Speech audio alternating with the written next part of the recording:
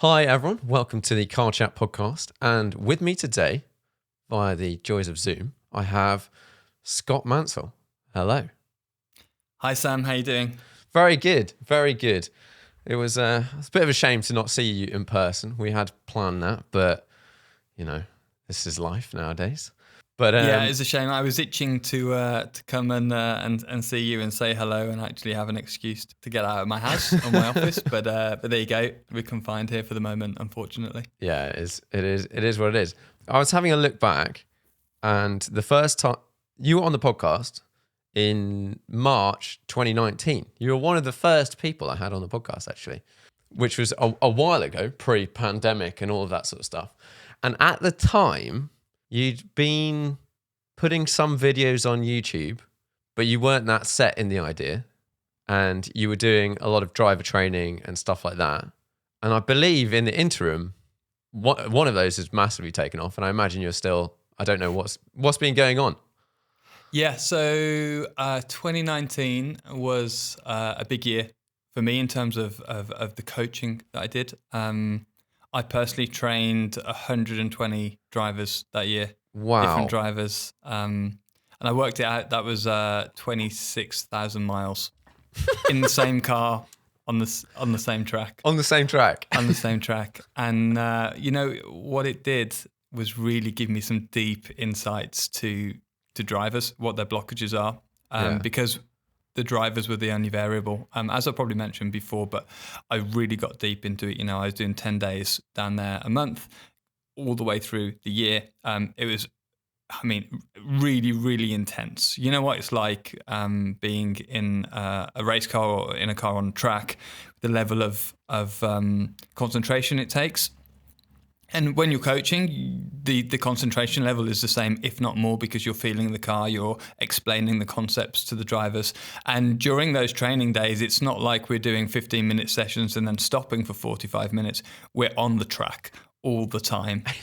One of the kind of values of those days is that we spend, we do 200 miles pretty much.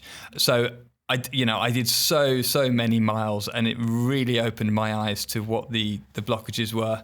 With most club or amateur level racing drivers.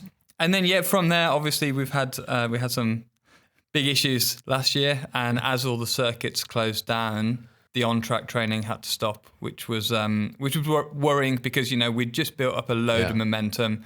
During 2019, I trained at two really good coaches with my training philosophy and the framework that we use for our training.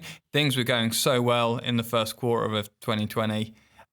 We'd done, can't remember how many, we were doing 20 days a month, which was crazy. So Wow. we were on to do more than 200 days in 2020 with bookings. And then that all kind of came to a stop fairly quickly. We moved quite fast. We put, perspex screens down the middle of the cars so that they were as safe as they possibly could while everyone was figuring out what to do. But unfortunately, we obviously had to stop those the kind of personal training sessions. Yeah. So that was a difficult moment, but we shifted very quickly toward the end of 2019.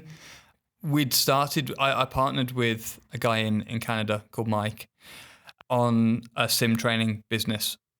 Taking the basic principles of real world training and applying them to sim racing, to the larger kind of market of sim racing, which has been very interesting. Now, I did that personally, or from a business point of view, to diversify a little bit, to protect ourselves in case there was ever a recession and maybe motorsport, on-track motorsport took a hit.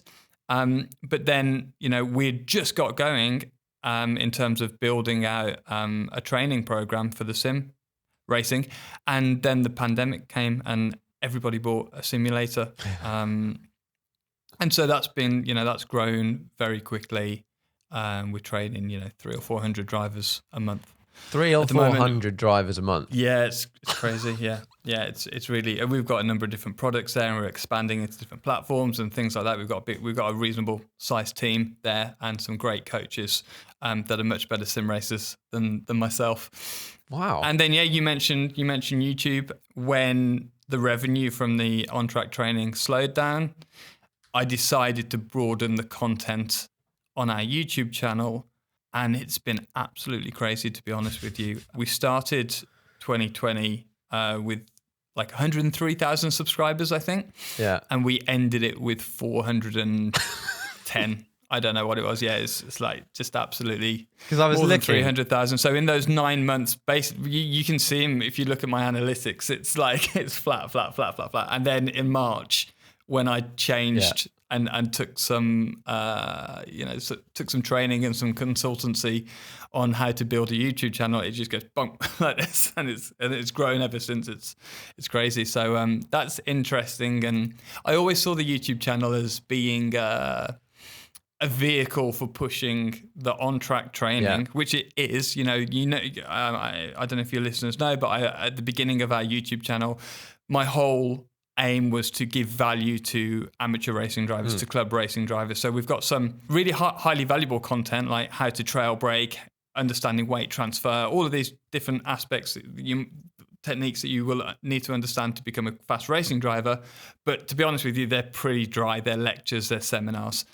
And then I decided to take the position with the YouTube channel to make content that was interesting to the same type of people, but also a broader audience of sim racers and motorsport enthusiasts. And that's where it just kind of exploded. No, I've been tracking it because I think when we first met up, I don't know, you might have had like, I'm just guessing, maybe 20 to 50,000 subscribers or something at the beginning of 2019, something like that. Yeah, probably. And it was all seeming like you were very much focused on it sounds like you've just gone like into loads of different stuff since I've seen you. Let's wind back and let's dissect some of these things. You started having a team. Who are the other coaches? I don't know whether I know them or not. For your and Andrew Bentley and Joe Crook for the on-track driver training. I've worked with those guys for both of them for over a decade. Really, really great coaches. And what I began to understand in 2019 was that 80 or 90% of the problems that all of the drivers have are the same. And it's like, first of all, their kind of foundational technique isn't quite right. And so when they don't have that smooth, fluid technique, they don't have a very good base to build upon to try and find the limit of a car. So they'd be trying to push a car harder with this kind of poor foundation of technique, this poor base. And then they would feel very uncomfortable on the limit because the car wouldn't be very friendly to drive. And so it was really, really interesting for me to sit next to so many different drivers and have so much, I felt privileged actually to have so much kind of information coming at me. It really changed how I train, because for the decade before, probably 15 years ago now, where I do the typical training of, being at Donington or Brands Hatch and Snetterton, you don't get enough track time. And also you're jumping in different cars with different drivers in different conditions with loads of traffic on the circuit. You just don't get that like consistency and the kind of back-to-back comparison that we would get during our training days. So I learned a lot there, and it's been really good actually to get another 4 eyes on the program, because those guys have really helped take it to another level. I'd taken it a good step forwards, but having other coaches kind of bring in some of their own style and their own understanding into it has really kind of helped refine it even more. Yeah, I can imagine, like, just removing all of those, like you said, inconsistencies, car, track, day, whatever. And you've just got, the only thing you've changed is the driver. Everything else is the same. And then sitting in with so many people over quite a short period of time. Whereas I imagine previously you're not necessarily every day or that concentration, at least at one place, just pulling in what everyone does. So what you said, most people, if I think last time I said what would be the sort of, the major things that most people get wrong or everyone applies. And I'm trying to think what it was last time, and I imagine it's probably similar. One was vision. That was a classic. I can't remember what else it was. But would you say your ethos into how you start with someone has changed in that period of time, or you've just refined certain bits of the process? Yeah, it's just been tweaked. I mean, the main philosophy is still the same. Essentially, if you're not feeling comfortable with the car on the limit with it sliding around, it isn't because of what you're feeling, or it's because of the pre-work that you're doing. It's how you're bringing the car into the corner. It's the body language of the car. And yes, the main things are vision and how you load the car up when you turn it into the corner and your trail braking. But essentially what all that is doing is making the car more or less fluid. Most drivers will make a car work too hard. The pitch will be changing inconsistently as they enter a corner. They'll be a bit inconsistent with where they turn in and how they turn in. And so what that then leads to is the weight and the grip of the car changing as they're entering a corner, which means that it's inconsistent, which means that the driver is getting poor quality feedback from the car, that it's not consistent. And so how can they then try and carry a little bit more speed into the corner and expect just to brush into the limit when there's too many moving parts? Yeah. And so the vision, the steering, the trail braking, this foundation, this base of technique all lead to the car being consistent and fluid, or consistently fluid. Once you get there, and that's why we do the majority of the first work on our training programs below the limit, because we need to get this fluid feeling in the car. Once you have that, then you can just move that technique up and up again. And then when you do move into the limit, you're breathing into the limit in a really smooth and friendly way. And that means that the car slides in a nice way, rather than just spiking over the limit randomly and you having to react and go, no, shit, like what's just happened? Like I don't know why the car just slid, and then that knocks your confidence, and you have to drop everything down again. Yeah, that sounds absolutely bang on. That's I've definitely done both. Yeah, I've done many thousands of miles, so I understand it. I've definitely done both of those things. One, you're just sort of getting around and cars all over the place, and you're like, oh, okay, maybe I could go a bit faster, but it doesn't necessarily feel like it, or someone else is going faster, it doesn't feel like it. And then I think probably after coming to see you and, doing all the things, it's that concept of just slowly getting the car in, working out, essentially becoming a robot, doing exactly the same thing in each corner every time, apart from the one thing you want to change. And then slowly, like you said, just slowly coming up to the limit. And I think that was a huge change in how scary I found some cars, just because if you do that step change, it's only a little bit more, and it's nothing crazy happens. Like you're pushing the front might slide, pushing the back might come out, but that's it. Like it's not exactly. It's not anymore. As heroic as one might think. If you're having to be brave, then there's a problem. You should be predicting what the car's going to be doing. I'm not a brave driver, but I will, push the car to its limits, but I'll do it step by step. And maybe my steps are a little bit faster than other drivers because I have experience in kind of how big these steps can be until I find the limit, and I'll get there quicker. But the process is the same for all drivers. You have to have this foundation. You have to then move yourself toward the limit, and then once you get to the limit, you have to understand where the car is, imagine the phases of a corner, the entry, the apex, the exit. How's the car behaving during all these phases, and which end of the car is limiting you? Is it the front? Is it the rear? Okay, and now what do I need to do to move the grip in this phase of the corner to either end of the car until we have that perfect balance? Yeah, I think I got so much out of coming to do a day with you. We did it at Bruntingthorpe. Now, can you still use Bruntingthorpe? No, Bruntingthorpe has closed to people like myself and Rob Wilson, who also did some work there.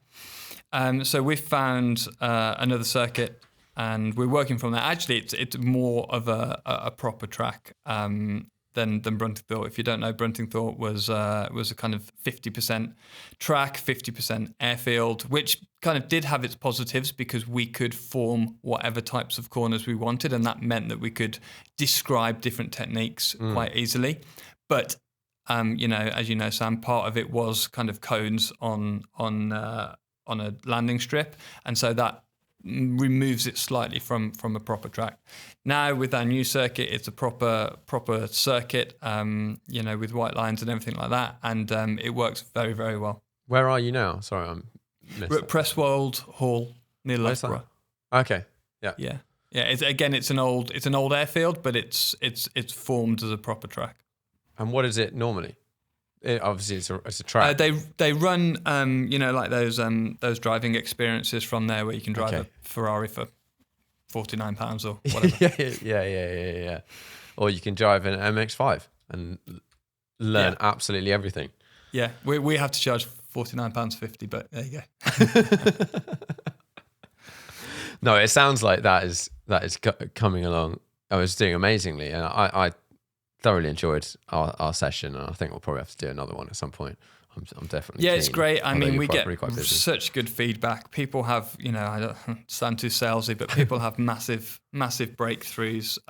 Even drivers that have been racing for like a decade, because test day or a track day just isn't the right learning environment. We've taken the approach with my training programs that other sports take, where you break down all the techniques into the simplest form and then layer them up. And in motorsport, we don't tend to do that. I think I mentioned this last time. We just try to go out and do everything all at once while there's another 30 cars on the track, and it really slows down your learning.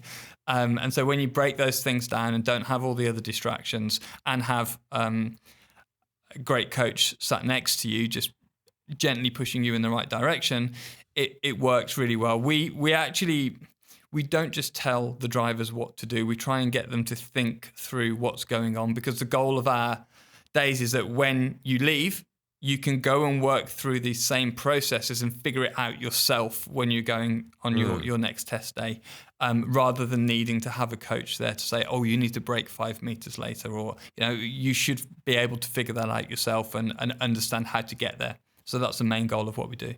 Yeah, absolutely. I think that was something I took away from our session, and I think I've got quicker without being on track since, like, over the last year. I haven't really been on track very much, but my last day in the Radical, for example, I was pushing. I was quicker than the time before, having not been in the car for like a year, but have been I think I've been trying to work on, like you said, the understanding level, and whether that's in any car I get to drive or on a sim, and pushing whether, all of the things, and just trying to elevate what I know about how it might be quicker, rather than just being told on that corner, this is what you need to do. Your entrance is wrong, or whatever, you're facing the wrong direction, yada yada yada.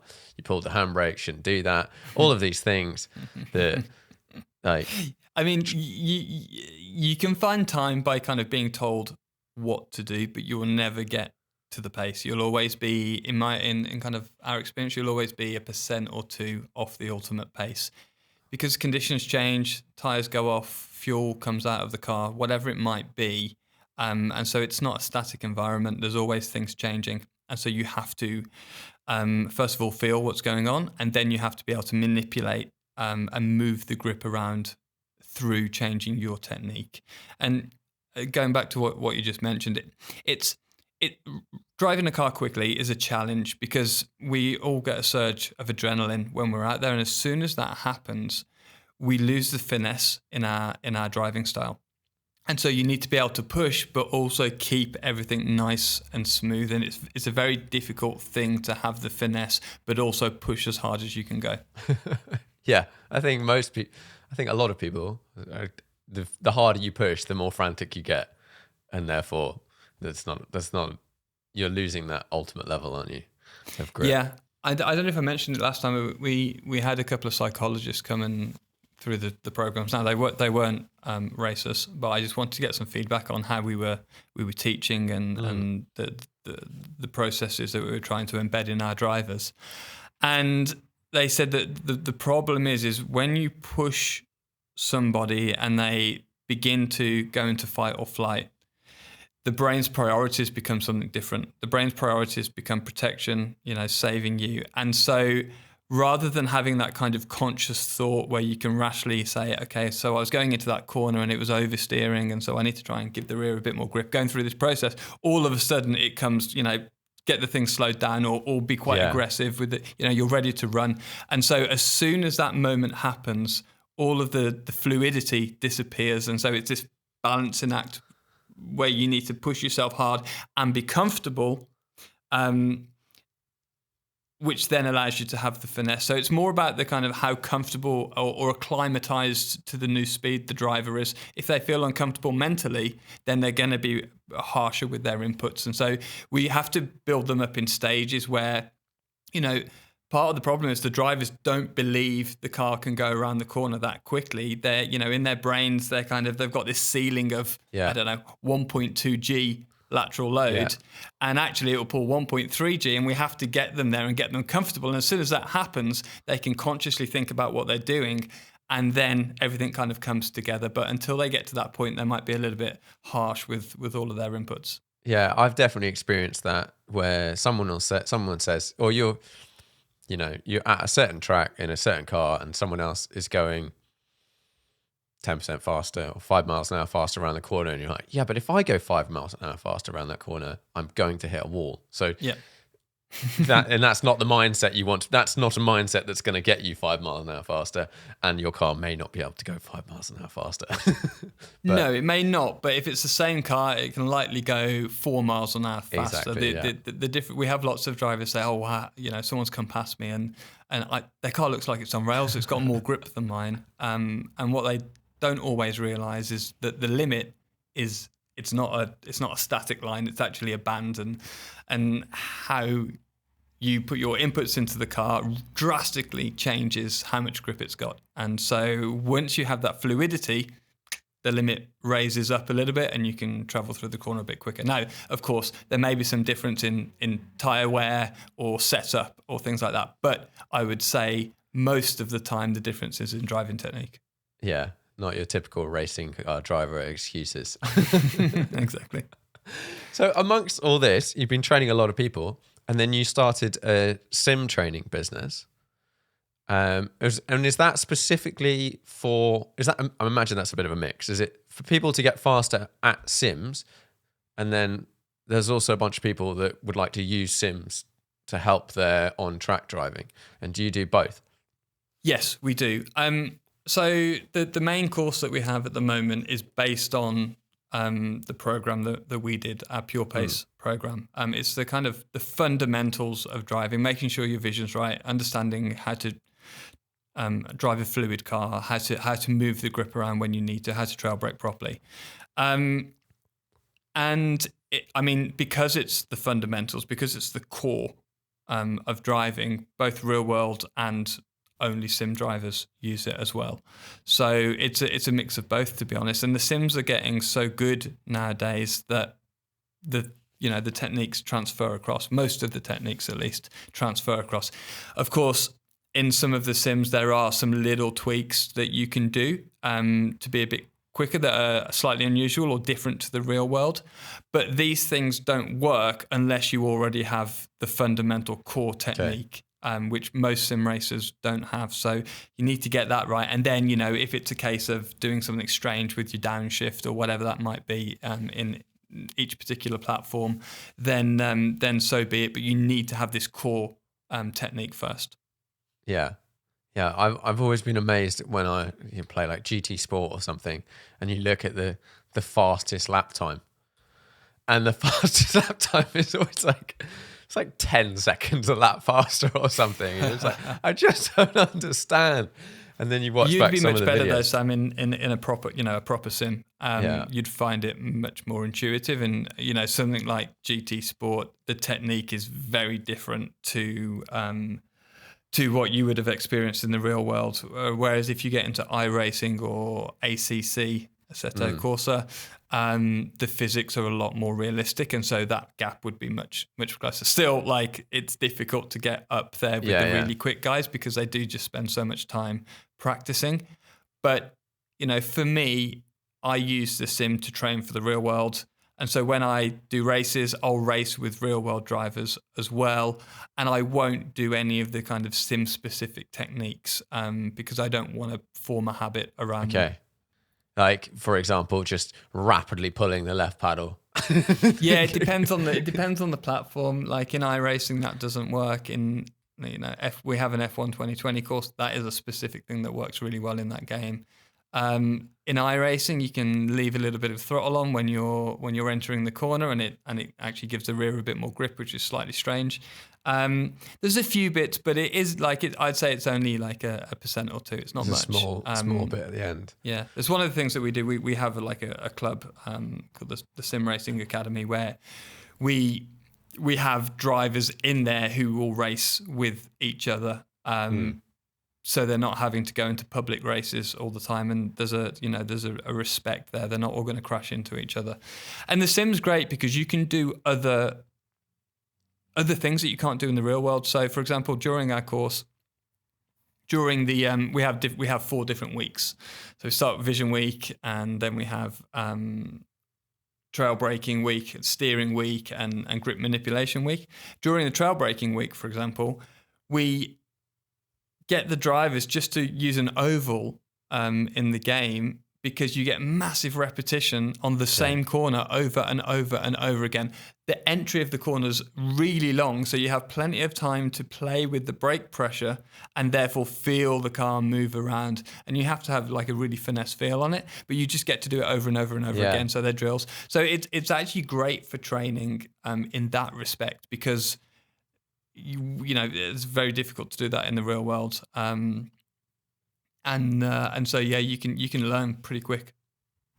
Oh, it seems good. I was looking through some of your YouTube videos that you've done recently, and you had one which was you had the fastest sim racer in the world. I can't remember what his name is. Versus Average Joe, who's not called Joe. Average Callum. Average Callum.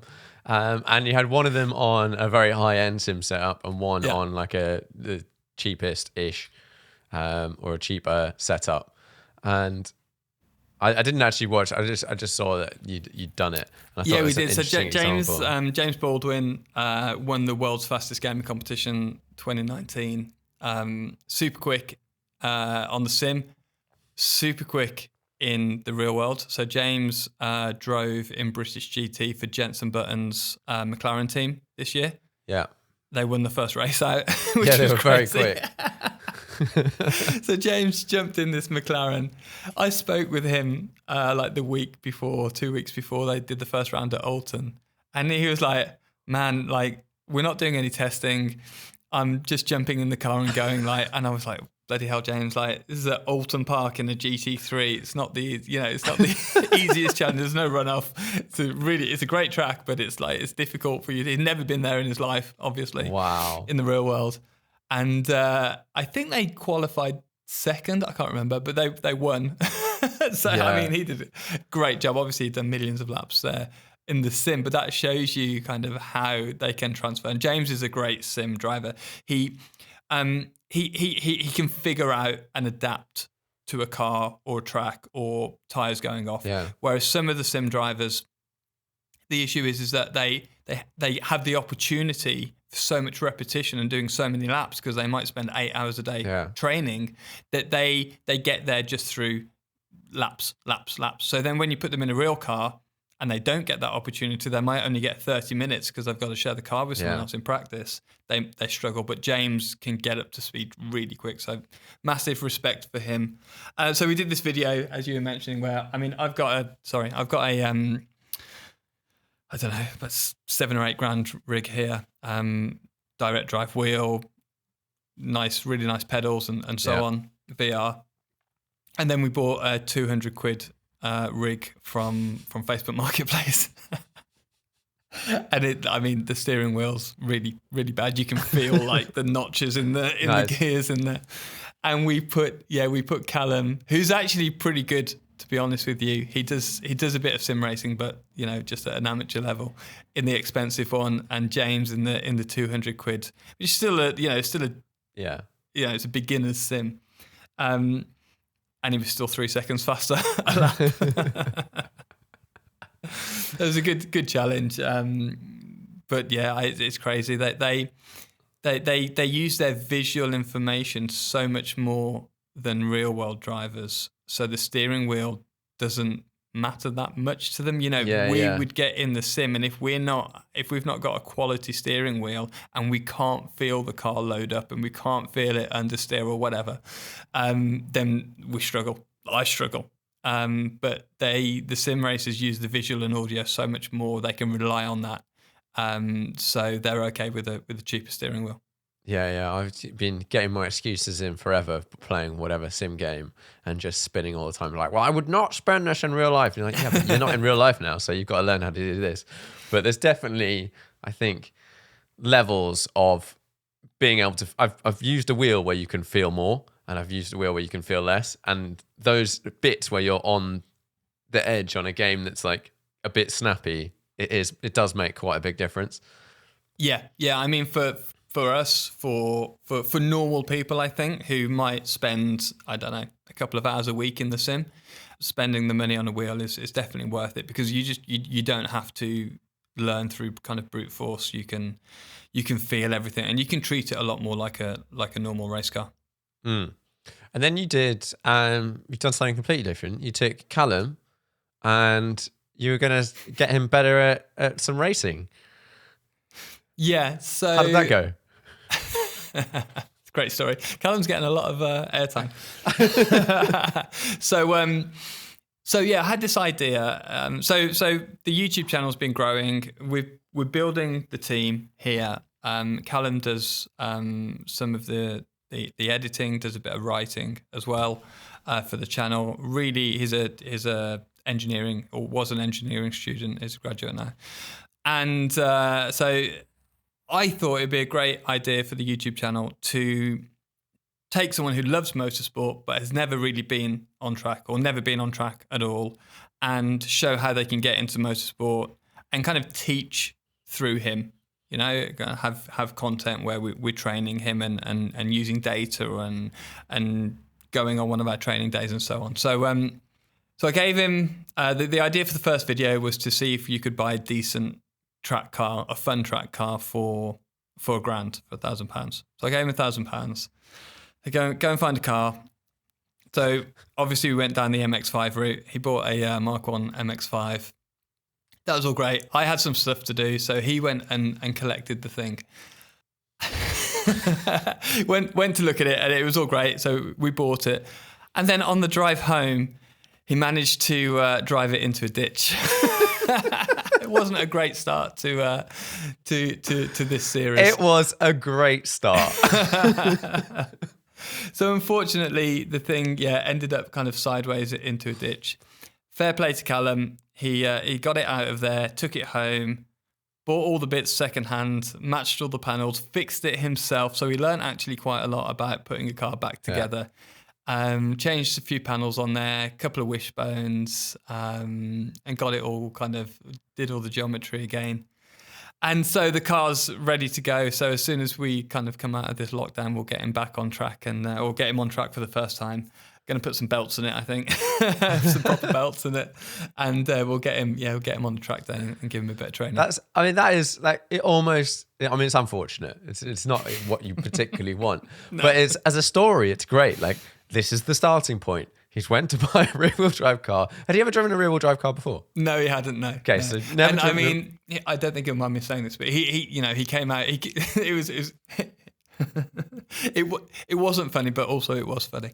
He called me up and said, "So Scott, I was on the way home in the Mazda, and I was coming around this corner, and I said, Callum, have you crashed the car?" It's like, yeah, I've crashed it. It's in a ditch. It's pretty bad. I'm so sorry.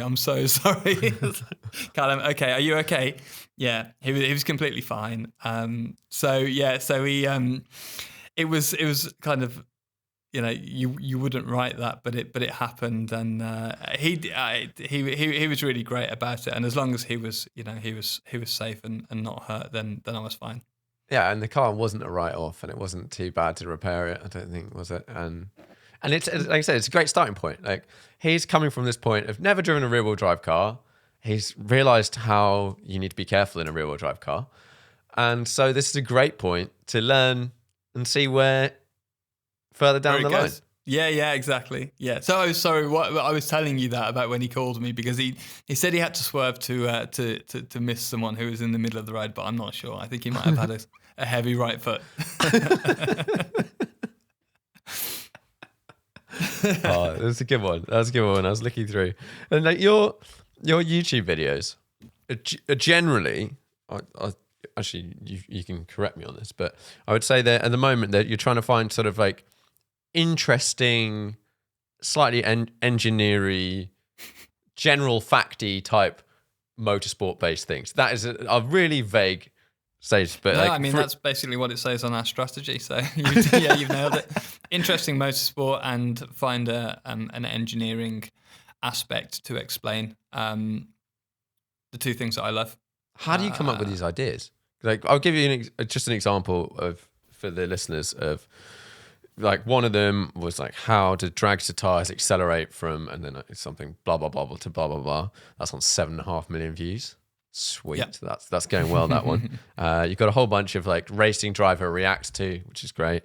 Why an F1 piston costs 50 grand. Yeah, how do you come up with these ideas? I think it's just one of those things when you're involved in it quite a lot. You get inspiration from other areas, and as I've this year, and Callum, he has a lot of input into the ideas for the YouTube channel. As we understand more about how YouTube works, rather it's how engagement works, how keeping attention works, we just make better and better videos. The dragster one was, it's I think you said 7.5 million views, which is crazy. That's crazy. That video did very well because it's an interesting topic. Dragsters have a big audience that are interested in them, and the visual interest is fantastic. If you look at those tires, yeah, they're insane. I didn't know this stuff before we researched it, but for the people who haven't seen the video, go and check it out. But if you haven't seen it, they don't have a gearbox, these dragsters, and so at the beginning when they're not going very quickly, the tires crinkle up, and so it shortens the gear ratio. And then as they get quicker down the run, it expands and balloons, and so the gear ratio gets longer. It's just so simple. And these are the videos that do well. Something that's very simple and visual to explain have massive broad appeal. The other interesting thing about those dragsters is that they produce 500 kilograms of downforce from the exhausts alone. They have the kind of heads pointing up. Oh, straight up. And because of all the exhaust gas coming out, it just pushes those rear tires into the track. 500 kilos. It's crazy. Wow, that's tons. Why do more people not? That's half a ton. Other reasons. Well, yes, that is exactly half a ton. Thank you. But no, it looks like, well, that's, and so you've now got a studio. Yep. We moved into an office/studio in October. I was just trying to increase the quality of the content that we produce, because before, I was doing it all at home, and we've moved house like many times over the last 5 years. So every time I move house, I've got because I used to live in Spain, I moved around a fair bit in my life. So I just wanted a space where we've got all of the audio damping, I think it's called. As you can see, these squares in the background, and the quality of the audio and the visuals is much better. And we're building the team here, which means that I used to see the YouTube channel as, like I mentioned before, supporting the driver training, and a kind of nice thing for me to do, but one that didn't particularly drive that much revenue for the business. Yeah. And so I would always rush the videos. But as soon as I changed our strategy, the views went up. We started getting ad revenue and sponsors. And then as soon as I could, I employed somebody, Callum, to help me with that. And now he does all the things that I was probably only doing 50% well. He does them all properly. And that's where the increase in quality for our content has come from. Because I just didn't have time. YouTube isn't my only thing. I've got the sim business, I've got the driver training, and we acquired some a software company as well. We with some data logging earlier in the year for the sim training. And so we've got loads going on. So it was great to have Callum come on board and really kind of take what I had started and just make it massively better. Yeah. I can imagine. It's so much nicer. And it even, and especially now, and when we're in this sort of like not really allowed to do that much, having a dedicated space that's separate from home. Even me, like my office here is separate from the rest of the house. And just even that in itself, I know if I come in here, everything's set up, everything's ready. I don't have to. That was huge, like having to set up stuff. You waste so much time clearing a room, setting things up, getting stuff ready, versus just walking in and being like, record. Yeah, it's so much better. And then obviously you have the consistency in the content as well, the quality of the content. Yeah. When I was setting things up at home, I rushed it, and sometimes, I don't know, the microphone wasn't in the right place and the audio quality was crap or whatever that might be. Here it's so much better. So yeah, it's great. It's been a really big improvement actually. Yeah, what would you say have been the key things you've changed in the last, let's say, year and a half that have really helped grow the YouTube channel? Appeal to a broader audience is the first one. Bigger the audience, the easier it is to get views. We've just done everything better. I mean, I used to just make up the videos as I went along, and now we script them. We write them. We do the research. We go back and edit them 2 or 3 times. We create our own animations now. Or Callum creates them. Oh, nice. Yeah, we make all of those. And so when you have that better quality, it's just more engaging. You know, we spend a lot of time in the analytics, understanding our own videos and what works and what doesn't, and we just head towards what works. Therefore, the retention goes up, and that is critical for YouTube. We keep our viewers for a good 50-60% of the video, which is good in YouTube terms, which is why we're growing so quickly. I mean, we've got 430,000 subscribers now, but if you look at our average view count, it looks like we're a much bigger channel. You know, our view count, we're getting 10 million views a month last month, which is crazy. Which is much, it's mad. Channels with a couple of million subscribers don't get that. So it's crazy. It's crazy. And so now the YouTube is a part of the business itself. It isn't just supporting the driver training and the sim racing business. It's a good revenue driver itself.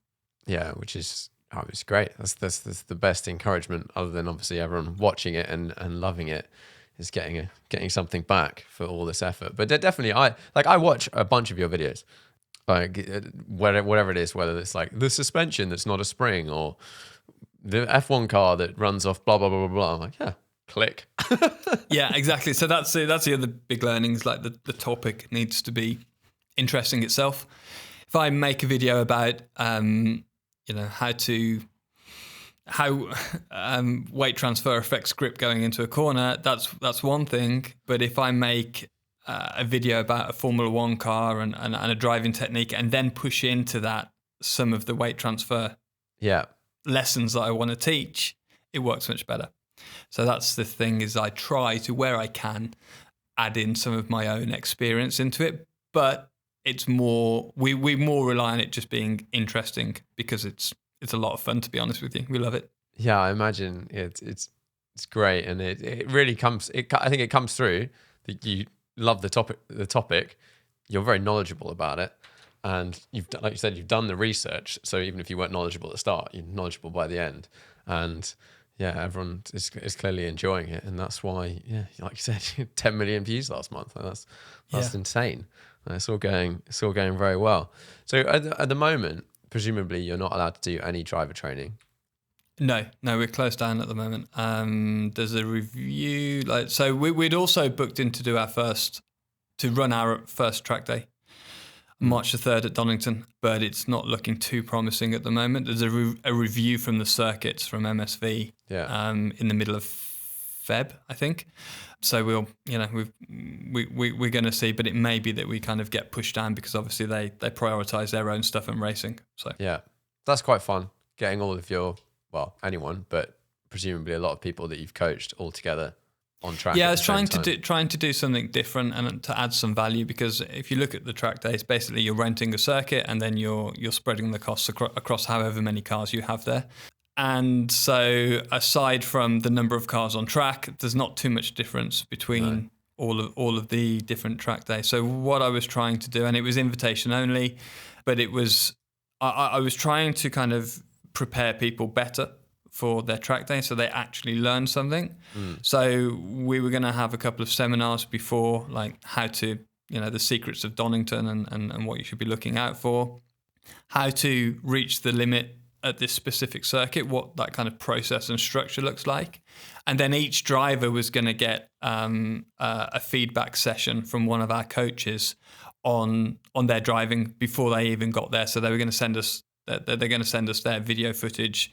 We review it, do an analysis, because even in the video footage, if you can see the steering wheel, you can see the body language of the car, and you can very quickly understand what's limiting a driver. And then we give them, 3 or 4 bullet points of what they should try and work on during our track day and where they should try these things so that they can actually make some progress forwards. Because we find a lot of drivers will just go to a track day or a test day and kind of bomb around for most of the day and not really take any steps forward. So we wanted to try and move people forward and add value that's different to a normal track day. Yeah, definitely. Oh, it sounds like a great idea. I've definitely been to track days, and every time I'm in a car, I think it's, I don't know whether it's come back from doing other things like skiing or instructing and stuff like that, where I can go around, let's say, a track or a slope a lot of times if I'm trying to improve something. Okay, because it's different every time. If you're trying to work on something, you're getting something out of it. Like, when we're at Bruntingthorpe, like, it doesn't sound on paper like it's that going to be that much fun if you're someone that drives whatever, supercars and things. But you're learning and you're improving, and therefore it's fun. And I think a lot of people go to a track day, they blat around for a couple of hours, and then they're like, you know what, I'm going to go home at lunchtime because I've kind of done everything. Like, that's it. And you can't get anything more out of it. Whereas, I think it's super important to be able to either have someone give you stuff to work on, or a combination of building up your own knowledge and being able to try things and a little bit extra so you don't end up in a barrier, hopefully. But and then be able to push till the end. Because I think the best times I've had at track days have normally been in the last hour. Yeah. When most people have gone home. They're bored. Potentially their cars are not able to run all day flat out. And then it's just empty, and then you really can like get some going. Yeah, exactly. And that's basically what we were trying to do is to give people that progression. It's like all sports, when you see that improvement, you enjoy it more. And I mean, when you look at racing, I've been around coaching amateur drivers for a long time now. You see a lot of them will come in after, driving their Porsche on the road or whatever it might be, then do a couple of track days, then kind of decide to go racing. And then they come in and realize that it's much harder than they might have first thought, and probably more expensive. And so they come in for a year or two, and then there's a bit that, there's quite a big churn rate. Drivers disappear and then go and do something else. And what I want to do with these types of drivers is actually give them the skills so that they are at least close to the pace. They feel competitive, and a lot of the time actually calm them down on how much money they're spending, like, or try to go at a level below where they think where they think they want to go. Because a lot of the time, I don't know, I think the drivers have had this dream of going racing, and they always go, I think it's probably like buying a house or whatever, you always kind of go, you always want to go 20% more than what you really should do, like anything, I suppose. And except racing is like, at the end of the year, someone burns your house down. Yeah, exactly. And so if you go into something cheaper that you can sustain for 3, 4 years, 5 years, or just, keep on going, that's a much better route. And a lot of the time when you go into something a bit slower than you might expect, it's more fun. The racing's better. You're not spending as much money. You're not so worried about the car. You're not stressed during the race weekends. And so this is a much better thing. And this is what I'm trying to kind of get across to a lot of drivers is, come and do this. Go and do something a bit simpler and a bit cheaper than you might really want to do. Yes, you can get there in a couple of years if you do, but find your feet. You'll learn a lot more in something a bit slower because it's easier. You've got more capacity to think about what's going on rather than jumping straight into a 488 challenge car. And go and do that. And then when you do jump into something quicker, it'll be easier for you and you'll be much more competitive. And then you'll stay in motorsport for longer.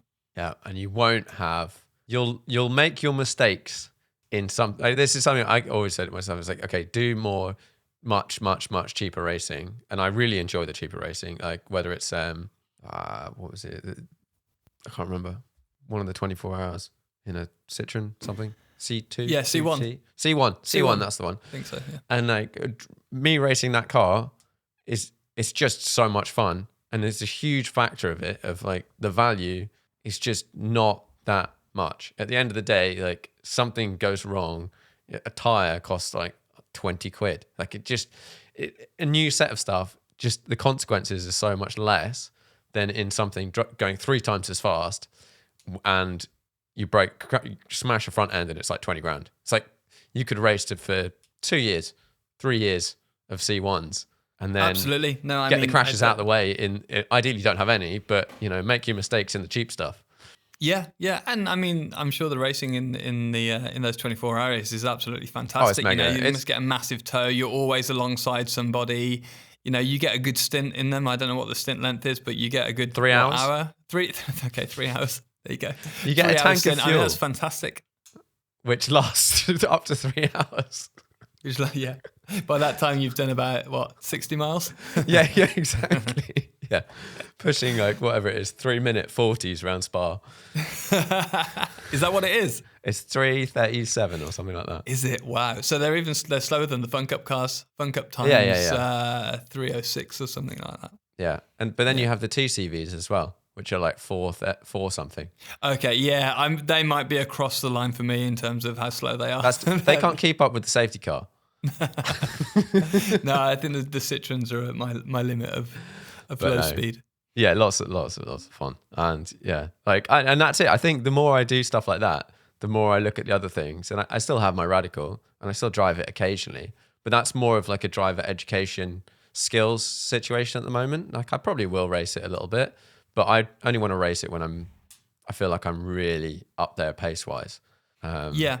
And they're great cars to go and have a blast in, aren't they? I mean, if you really want to feel like you're taking the most out of a car, go to Silverstone Grand Prix in a Radical. It's fantastic. Yeah, but keeping it going for a season, and then the racing in the Radicals is a little bit challenging at times because you can't get too close in them. So it's quite good to learn your racecraft in something slower, non-aero. Because you're just spending a lot more time around other cars.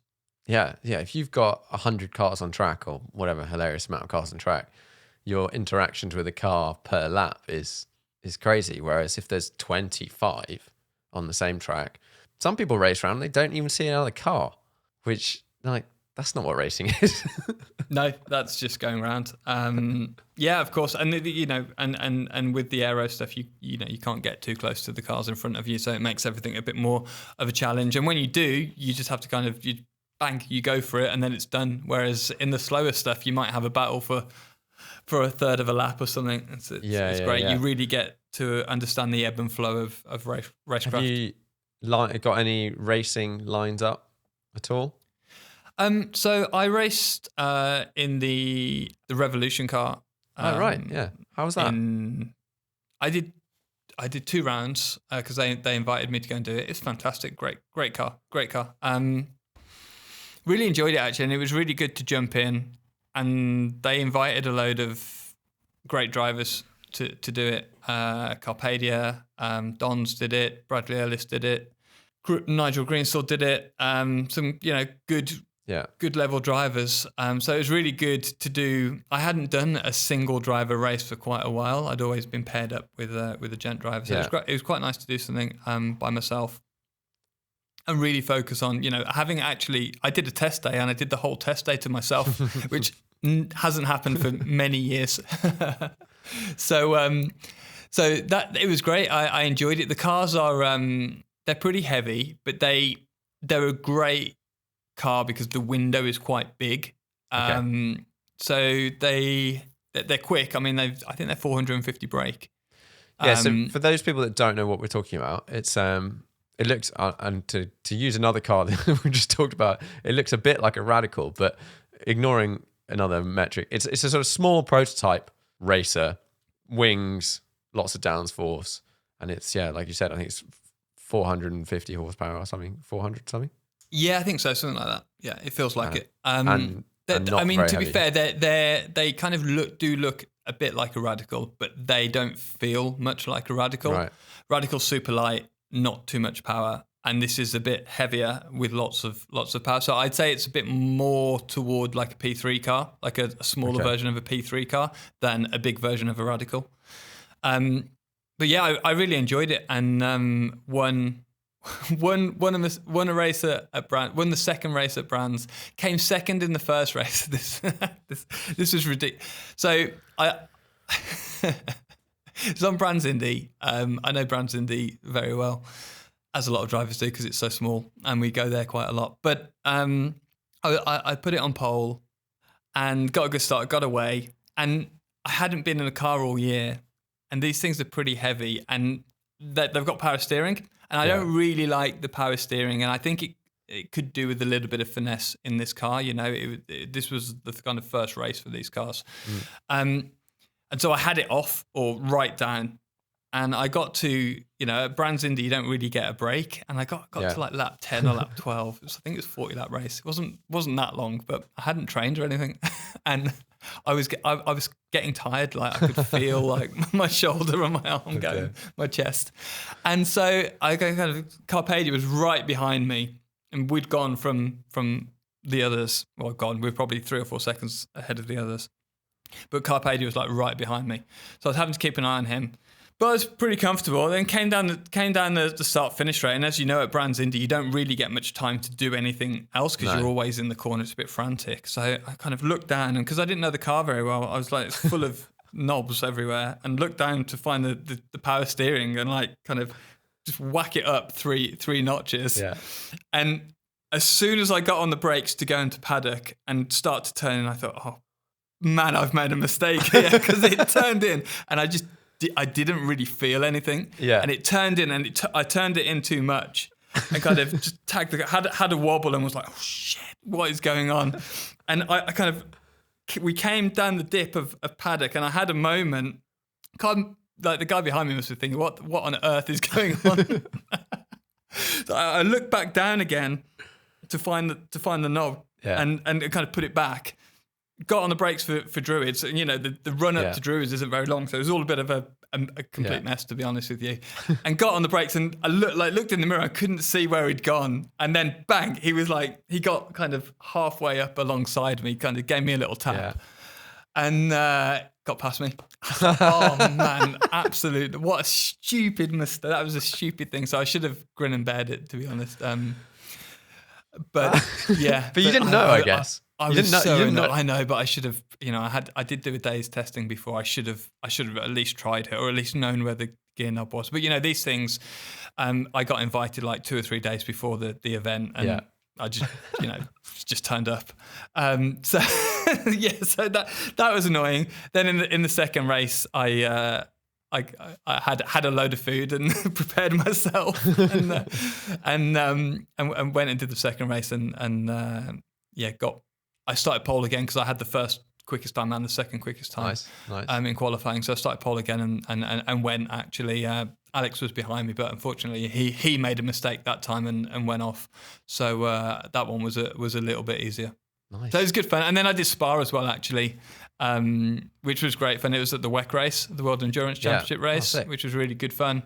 And I had a mechanical, had a small mechanical in the first race, and then won the second race, which was great.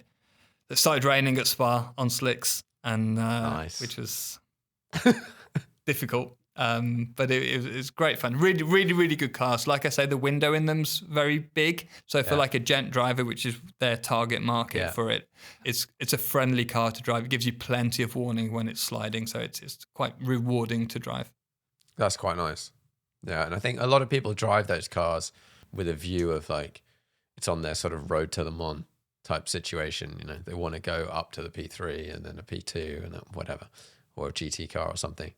And having something that's a bit friendlier is probably nice, but also resembles, like you said, the cars higher up the food chain. Yeah, exactly. And it's like it's a full carbon tub rather than a space frame. So that's why it's a bit heavier, I think. But yeah, it's definitely a good step if you want to get into P3 or P2.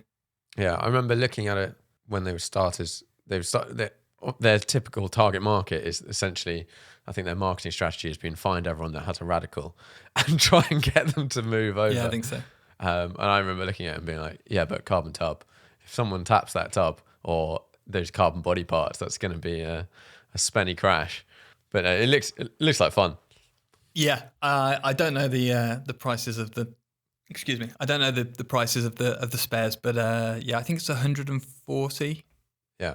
Plus VAT for the complete car. So they're not cheap by any means, but they're cheaper than a P3 car. Yeah, and they're damn quick.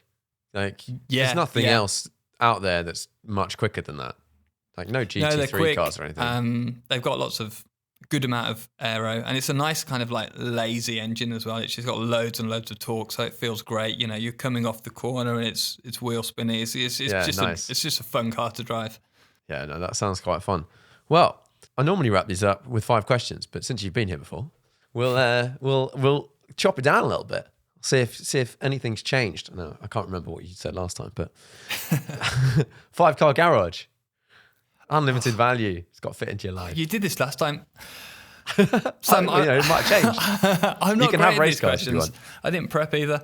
I'm going to fill it with race cars. I'm not going to do. You got to have a cars. daily. Okay. Sorry. You got to have a car to drive to the track. I've got a Passat Estate. Okay. Is that okay? Would you change that, or would you keep that because it's great? Yeah, it's great. Okay, does everything that I need it to do. Fair enough. Okay, you've got 4 race cars. It's got adaptive cruise control on it. That's all. I mean, if I could have a self-driving car, I'd do that and just kind of let it drive me to the track. I would love actually. I don't have a car with adaptive cruise control, and I would love that. Yeah, I'm a dad now, so these little conveniences, having an estate and adaptive cruise control, just feels right. And when you're hammering around track, when you're hammering around track regularly, you just want to get home or get there. That's it. Yeah, I mean, it's probably not what your listeners want to hear, but I just want to be comfortable and that's it. Yeah, that's fine. Fair enough. Okay, so you got 4 race cars. Okay, 4 race cars. I'm gonna take a 92 Benetton F1 car, the camel one with the yellow livery. I've actually driven one of those. Good fun. The scariest F1 car that I've driven, I think. Yeah. Are they fun? In a weird way, yeah. What's so sort of scary or specific about driving that car? They've got 700 or so horsepower. Yep. But they don't have the sophistication of modern cars. The suspension is ridiculously stiff. They're H-pattern manual gear stick. They feel dangerous. The cockpit finishes here. Your shoulders are pretty much at the top. The guys who drove those were heroes. And they accelerate and stop pretty much as quick as, not the last generation of F1 cars, but before that, the V8s and those types, they do pretty much the same thing, but they are a lot more on a knife edge. So I love those things. I would also maybe like a Ferrari P4, something like that. Yeah, they're good fun. Could do a bit of racing in that. I like the big power and the lack of grip. It's just a lot of fun. Bit of a theme going here. Yes, yeah. So that's 2. I would also get a T70, I suppose, Lola T70. Yeah. Same reason. And then I would buy a Fun Cup car. So that, can I have 2? I'll buy 2. And I would put one with all my mates in, my non-racing mates. Okay, yeah. And then I would have one with my with my old man and and a couple of other people where we might be competitive. So you have like a 2-tier friendship when it comes to, I'll get in a racing car with you. Yeah, exactly. Yeah. And then we'd go and do the Spa 25-hour race, which is probably the most fun you can have. Yeah. And just have a laugh there, because 120 cars on the track for 25 hours is fantastic. I'd love, like, I've done these sorts of things with mates. And it would be so great to have 2 cars. That would be, I can't imagine the amount of fun of having, well, even actually a lot of these events, you do know other people in other cars, but you don't necessarily know whether they're driving that car at that time. And like hooning around with your mates within all of this stuff is wicked. But I definitely have, like you, there would be people, we've got a very small group that we're like a group of 5 or 4 or 5 that we will all go racing together, and we're all similar-ish ability, done a similar experience. And then every now and then I'll get a mate that's not involved who goes, oh, that looks like wicked fun. Can I come and do it? And you're like, yeah, but you need to be in a different car. Exactly. So you put all of the guys over there who might not be quite so quick, and then you need to have a competitive team, because we're competitive. Yeah, if you want to be competitive, you need some competitive, and if you've got mates that can fulfill that role, then that's all good. If you could only drive one car for the rest of your life, I'm going to go with my Passat, son. I'm going to go with my Passat. Sweet. Well, now also you're getting more invites to drive race cars as time goes on with all this other stuff going on. So exactly, that's one thing about the channel. Actually, we, with all those subscribers and the views, we've got a little bit of I don't know what the right word is. We can help brands, and we can put some eyeballs on them, which is great. So it's quite interesting to see the opportunities that it kind of brings out. And if I ever do want to go racing, I think the YouTube channel will really help me get the backing to go and do that. It is in the back of my mind to do the touring cars at some point. I grew up with my dad racing in classic touring cars, Lotus Cortinas, against Mustangs and Minis and things like that. And that was the support race at the touring cars in the late 90s and early 2000s. So I was at all of those races. So I remember the great battles on track, and there were so many people there. So I have this fond memory of touring cars. So I think at some point I might try and go and do that, but at the moment, I'm just focused on growing Driver 61. Definitely, and there's so much scope for that, because loads of people who have zero trackability get opportunities to drive cool race cars, and like you said, you have all of the experience at driving race cars, and then you're now building up this other brand around it that. Yeah, I think I could see you totally getting drives in all sorts of cool places and all sorts of cool things. Well, fingers crossed. I mean, I really would like to jump back into a really pro car and go and give it some. Yeah, I think we'll watch this space, I guess. Yeah, we'll see what happens. Look, I mean, it's like there's two. Sorry to continue chatting on, but there's two things. Like I spent so much time in my late teens and early 20s. Trying to find backing, it was my full-time job to try and go racing, and it's really, really difficult. And then at some point, you have to make the decision to kind of give up on that dream, I suppose. If your dream is Formula One, which it was for me, you've got to go and do something else, because you could just carry on looking for money and never get it. And, some people do, but not that many. And so, I'm always now, it's like I'm not going to spend any time chasing sponsorship, which may or may not happen. You're much better off putting the time into a business and growing that, and making sure everything else is stable and secure. Yeah, totally. Like you said, spending all that time chasing the funding to go racing, whereas actually now just carry on doing what you're doing with all of the things, and who knows? You can do some racing as and when you want at the end. Yeah, I've also missed my window for being in Formula One. So yeah, true. You've missed that. So I would love to go and do like F2 or something. The 35-year-old F2 driver. You could drive an LMP1 car. Yeah, I could do. It's similar to similar pace to the F1 cars that I've driven. But yeah, I mean, maybe one day we'll see. Yeah. No, I think focus on what you're doing at the moment. It sounds like it's going very well. And I've got one more question for you. Most interesting car at the moment? Oh man, what, the road car? Road car, race car. Well, they're not out yet, but I'm really interested to see what the new regulations do to Formula One next year. It's a shame that they got postponed because obviously they were supposed to come into action for 2021.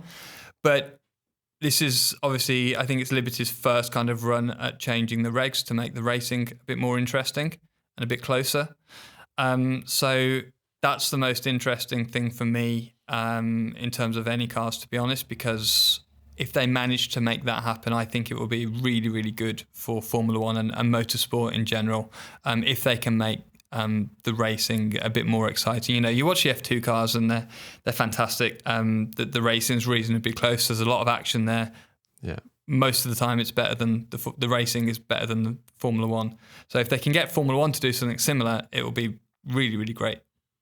Yeah, no, I've watched. I'm not being a massive Formula One fan throughout my life, but I've been watching more and more, and definitely off the back of the Netflix series, I thought that was just a great way of getting everyone into some of the people behind it all, which is so much more interesting than just watching a Mercedes train every week. But it's watching some of it this year.